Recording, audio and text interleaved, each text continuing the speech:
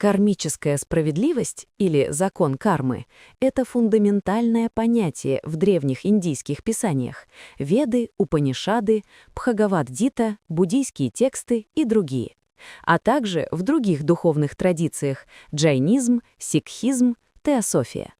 Она описывает универсальный закон причинно-следственной связи, согласно которому действия, карма человека, определяют его будущее, включая перерождение, судьбу и духовное развитие. Кармическая справедливость– это не слепая судьба, а закон духовной эволюции, где каждый получает то, что заслужил. Она учит ответственности, состраданию и стремлению к освобождению от цикла рождений и смертей. Основные принципы кармической справедливости в древних писаниях. Есть закон причины и следствия, карма-ньяя. Каждое действие, физическое, словесное, мысленное, порождает последствия, которые возвращаются к деятелю. В Бхагавад-гите говорится: «Тайна кармы глубока. Тот, кто знает эту истину, понимает, как действует карма». В Веданте карма делится на 3 вида. Первый – санчита-карма, накопленная карма из прошлых жизней. Второй – прарабдха-карма, карма, определяющая текущую жизнь. И третий – криямана-карма, карма, создаваемая в настоящем. В книге нравственной справедливости «Дхарма» и «Адхарма» карма не просто механический закон, а моральный принцип, где добрые поступки ведут к благу, а злые – к страданию.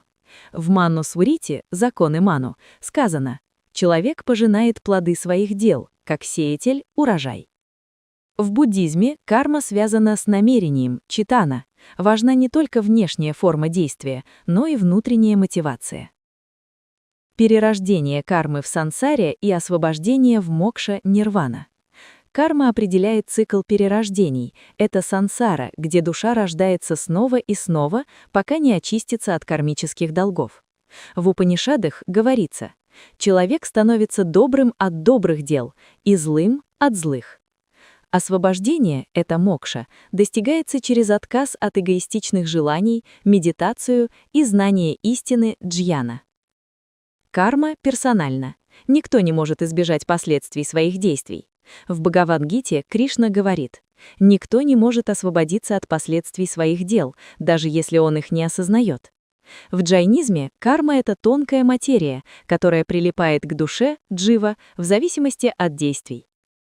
Хотя карма сурова, древние писания подчеркивают возможность искупления через покаяние, добрые дела и духовную практику. В Вишну-Пуране сказано: «Даже великий грешник может очиститься, если искренне раскается и посвятит себя Богу». В буддизме практикуется метта, любящая доброта, чтобы смягчить кармические последствия.